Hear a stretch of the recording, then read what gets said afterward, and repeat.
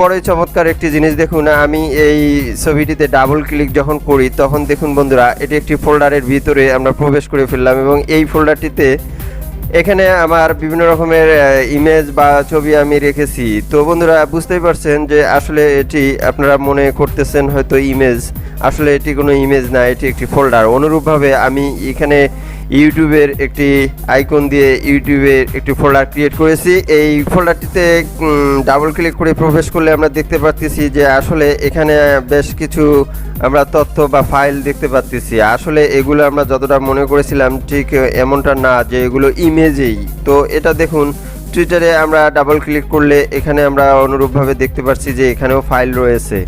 বন্ধুরা এভাবে দেখা যায় যে আমরা আমাদের ব্যক্তিগতভাবে এইভাবে বোঝানোর স্বার্থে এভাবে ফাইলগুলোকে আমরা ইমেজ বা ছবি সেট করে ব্যবহার করতে পারি। এটা করার কারণ হচ্ছে আমরা সহজেই যে কোনো ফাইল খুঁজে বের করতে পারবো এটার এই আইকনটি দেখেই। যেমন ধরুন টুইটারের মধ্যে আমি যাবতীয় যত ফাইল এবং যত ফোল্ডার নিয়ে কাজ করব সেই ফাইল ফোল্ডার এবং ডকুমেন্টগুলো আমি এই টুইটারের মধ্যে রেখে দিতে পারি, তাহলে আমার জন্য খুব সহজেই এই ফাইলটি বের করা সহজ হবে। তো অনুরূপভাবে এখানে ইউটিউব রয়েছে, ফেসবুক রয়েছে এবং পার্সোনালভাবেও একটি ফাইল ক্রিয়েট করে আমি ব্যবহার করতেছি। তো আপনারা কিভাবে করবেন আসলে ভিডিওটি সম্পূর্ণভাবে দেখুন, এটি একটি চমৎকার একটি ভিডিও। ছবি এবং ইউটিউবের ছবির এর সাহায্যে আমরা একটি করে ফোল্ডার আলাদা আলাদাভাবে তৈরি করেছি এবং আমাদের সুবিধার্থে এটি ব্যবহার করে থাকি।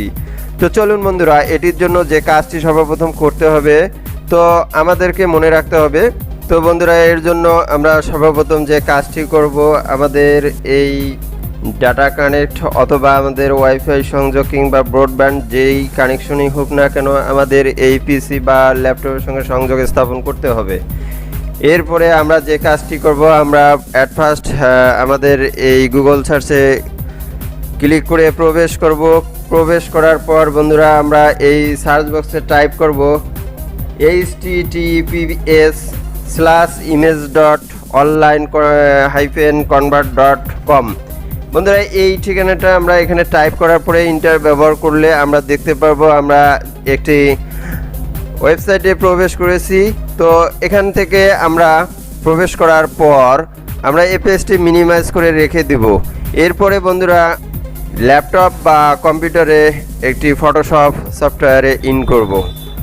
বন্ধুরা এই সফটওয়্যারটি ব্যবহার করার একটি কারণ রয়েছে। আমরা যদি এই আমাদের ব্যক্তিগত কোনো ছবি, যে ছবিগুলো বা যে ইমেজগুলো আমরা আমাদের ফোল্ডারে সেট করতে চাই, তো সেক্ষেত্রে আমাদের এই ফটোশপে সম্পূর্ণভাবে একটি সাইজ ব্যবহার করা যাবে। আর তবে আমরা একটি নিউ ফোল্ডার তৈরি করে নিব। তো বন্ধুরা দেখুন, আমি একটি নিউ ফোল্ডার তৈরি করছি। আমি যে নামে এই ফোল্ডারটি ক্রিয়েট করতে চাচ্ছি সেই নামটি এখানে ব্যবহার করব। তো ধরুন যে আমি এখানে ব্যবহার করতে যাচ্ছি জিমেল। তো GMAIL জিমেল এই শব্দটা এখানে লিখে আমি একটা ফোল্ডার ক্রিয়েট করে রেখে দিলাম।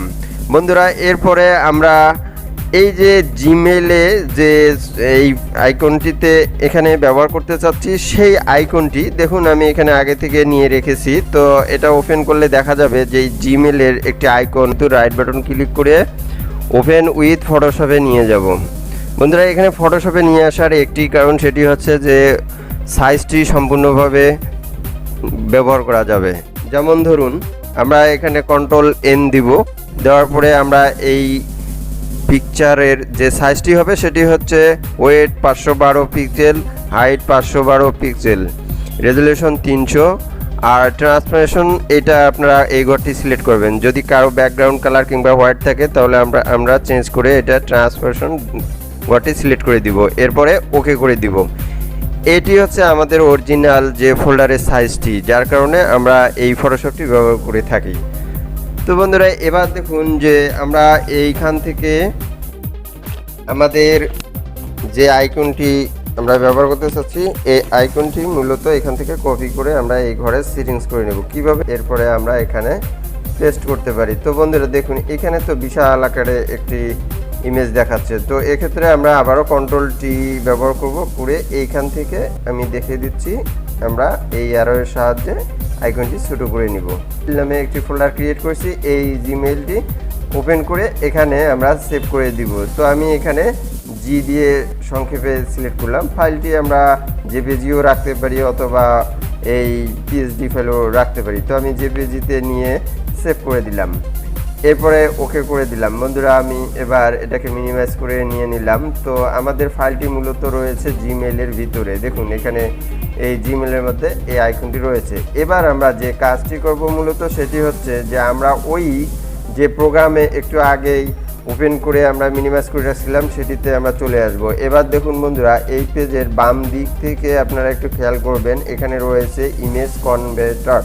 তো এই ইমেজ কনভার্টারে আমরা একটা ক্লিক করার সঙ্গে সঙ্গে আমরা দেখতে পারবো যে এখানে কনভার্টার টু আইকো নামে একটি অপশন রয়েছে। এই আইকোতে ক্লিক করব। এখানে যখন আমরা ক্লিক করব তখন বন্ধুরা দেখুন যে এখানে একটা অপশন চলে আসছে। এই অপশনের নাম দেওয়া রয়েছে, দেখুন এখানে ড্রপ ফাইল হেয়ার রয়েছে। তো আমরা চুজ ফাইলে আমরা এই চুজ ফাইলে ক্লিক করে সিলেক্ট করে নিব এবং যে ফাইলটি কনভার্ট করতে যাচ্ছি অর্থাৎ জিমেইলের ভিতরে আমরা যে ইমেজটি একটু আগে রেখেছি আমরা এই জিমেইল থেকে এই ফাইলটি বের করে নেব বা সিলেক্ট করে নেব। তো এর জন্য আমরা যেটা করব, তো দেখুন আমি এখানে ডেস্কটপ ক্লিক করলাম, করার পরে জিমেইল সিলেক্ট করে দিলাম। এরপরে আমি এই জি নামে যে ফাইলটা সেভ করে রাখছিলাম সেটি সিলেক্ট করে রাখলাম, এরপর ওপেন করে নিলাম।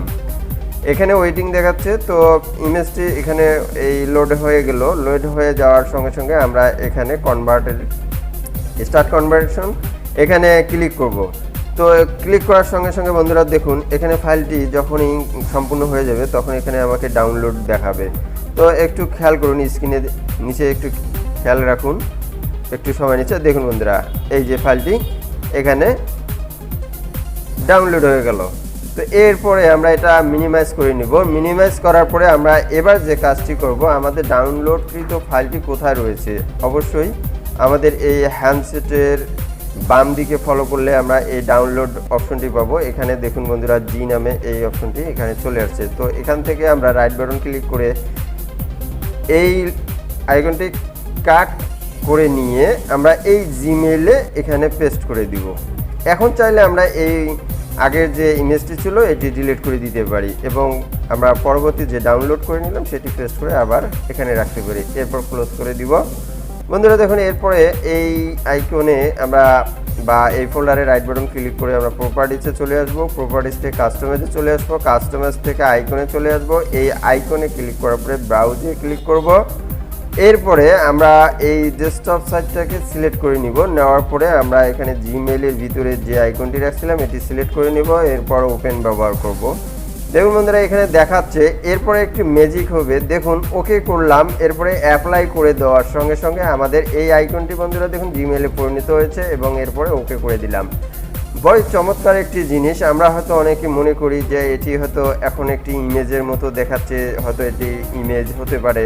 তো আমরা আসলে ডাবল ক্লিক করলে এটি একটি ফোল্ডারের কাজ করছে। তো দেখুন এখন আমি এই ফোল্ডারটা তৈরি করলাম কেন, ধরুন যে আমি ইন্টারনেটে জিমেইল সংক্রান্ত যত ধরনের ফাইল রয়েছে আমি এই ফাইলগুলো এখন এর ভিতরে ব্যবহার করতে পারবো।